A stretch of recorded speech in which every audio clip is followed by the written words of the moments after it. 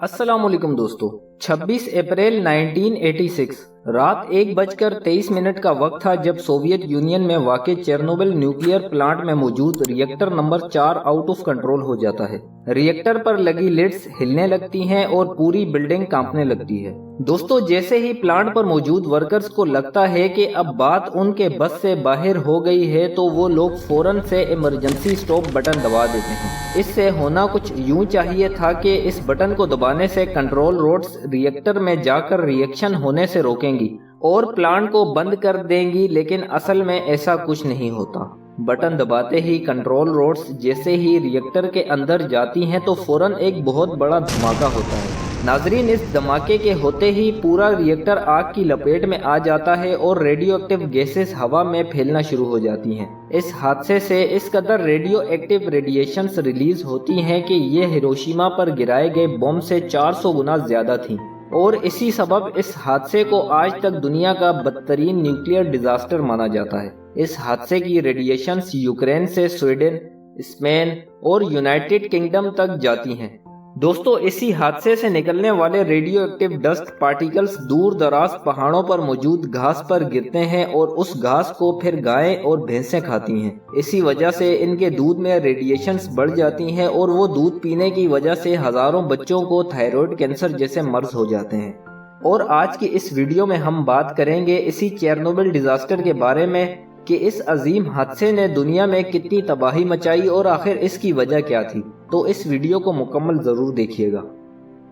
Zapp TV की videos में एक बार फिर दिल की अता गहराइयों से खुशामदीद। नाजरीन, वर्ल्ड वार 2 के बाद सोवियत यूनियन ने काफ़ी ज़्यादा तादाद में न्यूक्लियर प्लांट्स बनाए और उन्हीं में से एक था चेरनोबिल न्यूक्लियर प्लांट, जो 1970s में बनकर तैयार हुआ था। दोस्तों, ये पावर प्लांट चेरनोबिल नामी शहर से 16 किलोमीटर दूर वाक़ था और ये उस दौर के जदीद न्यूक्लियर पावर प्लांट्स में से एक था। ये पावर प्लांट 4 रिएक्टर्स पर मुश्तमिल था जो RBMK 1000 नामी डिजाइन पर बनाए गए थे। RBMK 1000 न्यूक्लियर रिएक्टर्स की ही एक किस्म होती है। इन न्यूक्लियर पावर प्लांट्स का काम होता है इलेक्ट्रिसिटी यानी बिजली पैदा करना, और चेरनोबिल पावर प्लांट में मौजूद हर रिएक्टर 1000 मेगावाट बिजली पैदा करने की सलाहियत रखता था। नाजरीन, न्यूक्लियर पावर प्लांट को चलाने के लिए 24 घंटे वाटर सप्लाई की जरूरत पड़ती है जो रिएक्टर्स को ठंडा करने के लिए इस्तेमाल होता है, और ये सप्लाई इस प्लांट पर लगे पंप्स के जरिए की जाती थी। लेकिन किसी इलेक्ट्रिसिटी ब्रेकडाउन में अगर ये वाटर पंप्स बंद हो जाते हैं और बैकअप जनरेटर्स के चलने तक जो टाइम लगता है, इस दौरान क्या ये रिएक्टर्स चल पाएंगे? इसी का जवाब ढूंढने के लिए चेरनोबिल न्यूक्लियर पावर प्लांट पर टेस्ट किया जा रहा था। नाजरीन, ये टेस्ट 25 अप्रैल 1986 में होना था मगर किसी वजह से ना हो सका। इसी सबब अब ये टेस्ट अगले दिन यानी 26 अप्रैल को होने जा रहा था। तमाम वर्कर्स की नींद भी अभी पूरी नहीं थी कि 25 अप्रैल की रात इस टेस्ट की प्रिपरेशन शुरू कर दी गई। दोस्तों, 26 अप्रैल रात 1 बजे ये टेस्टिंग स्टार्ट हो चुकी थी और इस टेस्ट के लिए रिएक्टर की इलेक्ट्रिसिटी कैपेसिटी को 1600 मेगावाट से 700 मेगावाट पर लाना था और इसके लिए कंट्रोल रोड्स को रिएक्टर्स में डालना था ताकि रिएक्शन में कमी आए और इलेक्ट्रिसिटी 700 मेगावाट तक आ जाए। नाजरीन, जैसे ही इन कंट्रोल रोड्स को रिएक्टर्स में डाला जाता है तो अचानक से रिएक्टर्स की पावर 1600 मेगावाट से एकदम 30 मेगावाट तक आ जाती है, जबकि इसे टेस्ट के लिए 700 मेगावाट पर रोकना था। और इस मामले ने सबको एकदम टेंशन में डाल दिया और किसी को कुछ समझ नहीं आ रहा था। लिहाजा शिफ्ट इंचार्ज ने कहा कि कुछ कंट्रोल रोड्स को फिर से बाहर निकाला जाए ताकि पावर थोड़ी बढ़ाई जा सके। दोस्तों, कंट्रोल रोड्स निकालने के बाद भी ये पावर 200 मेगावाट तक ही आई, जबकि टेस्ट के लिए 700 मेगावाट की पावर दरकार थी। और इस शिफ्ट इंचार्ज ने फिर से कहा कि और कंट्रोल रोड्स को बाहर निकाला जाए ताकि पावर मजीद बढ़ सके, और इस बार वर्कर्स ने सिवाय 8 के तमाम कंट्रोल रोड्स बाहर निकाल दी। दोस्तों, इस रिएक्टर में कुल 211 कंट्रोल रोड्स लगाई गई थी और सेफ्टी रूल्स के मुताबिक 196 से ज्यादा कंट्रोल रोड्स निकालने की किसी को इजाजत नहीं थी। लेकिन इस रात वर्कर्स ने 203 कंट्रोल रोड्स रिएक्टर से बाहर निकाल दी थी और ये इस पावर प्लांट के रूल्स की वायलेशन थी और इसी सबब रिएक्टर की पावर बहुत तेजी से बढ़ना शुरू हो जाती है और सिर्फ चंद ही मिनटों में ये पावर 200 से 3200 मेगावाट पर पहुंच जाती है और रिएक्टर में मौजूद पानी जो इस रिएक्टर को ठंडा करने के लिए इस्तेमाल हो रहा था वो भाप बनकर उड़ जाता है। दोस्तों 1:23 पर जब वर्कर्स को लगता है कि अब बात इनके हाथ से निकल चुकी है तो वो फौरी तौर पर इमरजेंसी स्टॉप का बटन दबा देते हैं। इससे होना कुछ यूं था कि तमाम रोड्स रिएक्टर में घुस जानी थी और रिएक्शन को पूरी तरह रुक जाना था, लेकिन उस दिन ऐसा ना हुआ। नाजरीन, इस बटन को दबाते ही चंद सेकंड्स में जोरदार धमाका होता है जिससे रिएक्टर्स पर लगे कंट्रोल रोड्स टूट जाते हैं और तमाम रेडियो एक्टिव गैसेस और पार्टिकल्स हवा में शामिल होने लगते हैं। इस धमाके के होते ही 2 वर्कर्स उसी वक्त मारे जाते हैं और जो फायर फाइटर्स इस आग को बुझाने आते हैं उन पर भी इस रेडिएशन का असर होता है और कुछ दिनों बाद उनकी भी मौत हो जाती है। इस आग को बुझाने में करीब 10 दिन लगते हैं और इस आग को हेलीकॉप्टर्स और दूसरी मशीनरी के जरिए बुझाया जाता है।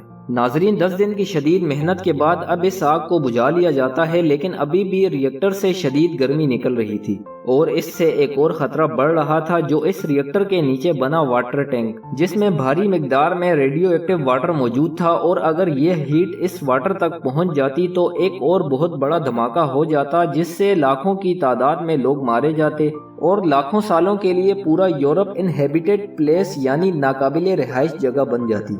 लेकिन इस हादसे को होने से रोका 3 लोगों ने, जिनका नाम था एलेक्साई एनेनेंको, वेलाराई बेस्पालोव और बोरिस बेरानोव। दोस्तों 4 मई 1986 में इन तीनों लोगों ने उस टैंक में जाकर रेडियो एक्टिव वाटर को डिस्पोज ऑफ किया और यकीनन ये काम कर पाना इंतहाई बहादुरी का काम था, क्योंकि रेडियो एक्टिव वाटर टैंक में कूदना अपनी मौत को दावत देना था। लेकिन इन लोगों ने इसकी परवाह किए बगैर इस पानी को डिस्पोज ऑफ किया।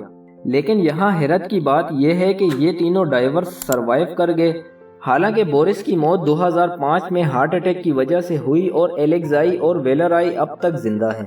नाजरीन, सोवियत गवर्नमेंट ने ये पूरा वाकया 2 दिन तक पूरी दुनिया से छुपाए रखा, लेकिन फिर जब इसकी रेडिएशंस पूरे यूरोप में फैलने लगी तो आखिरकार इन्हें तस्लीम करना पड़ा कि चेरनोबिल में एक न्यूक्लियर डिजास्टर हुआ है और इस वाकये के चंद दिनों बाद ही इस जगह के गिर्द 30 किलोमीटर का एक नो गो एरिया बना दिया गया ताकि कोई शख्स यहाँ दाखिल ना हो सके।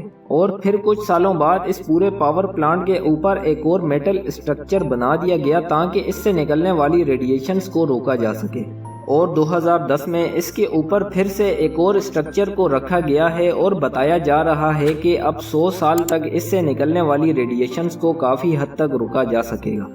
2019 में बीबीसी ने एक रिपोर्ट पब्लिश की जिसमें उन्होंने बताया कि इस हादसे में 31 लोग मौके पर ही हलाक हो गए, जबकि यूनाइटेड नेशंस का कहना है कि ये हादसा डायरेक्ट 50 अमवात की वजह बना और 2005 तक इस रेडिएशन के बायस मजीद 4000 लोगों की मौत हुई। दोस्तों WHO की रिपोर्ट्स के मुताबिक इस हादसे की वजह से 20,000 लोगों में थायराइड कैंसर जैसी बीमारियां सामने आई थीं जो इस हादसे के वक्त बहुत छोटे थे। इसकी सबसे बड़ी वजह यह बताई जाती है कि जो रेडियो एक्टिव डस्ट था वो उस घास पर जाकर गिरा जिसे गायें खा रही थी और जब उन काउस ने इस इन्फेक्टेड घास को खाया और फिर इन काउस से जो दूध निकला उसमें आयोडीन 131 बहुत ज़्यादा मिकदार में मौजूद था जो एक्चुअली हमारे थायराइड ग्लैंड्स में जाकर एब्जॉर्ब होता है, जिसकी वजह से बच्चों में थायराइड कैंसर जैसी मोहलिक बीमारियां देखने को मिली। दोस्तों इस हादसे के बारे में आप क्या कहते हैं हमें कमेंट सेक्शन में ज़रूर बताएं। अगर आपको हमारी आज की ये वीडियो पसंद आई हो तो इसे अपने प्यारों के साथ ज़रूर शेयर करें और हमारे चैनल को सब्सक्राइब करके बेल आइकन दबाना ना भूलें। फिर मुलाकात होगी एक और नई मालूमाती वीडियो के साथ। तब तक अपना बहुत सारा ख्याल रखिएगा। अल्लाह हाफिज़।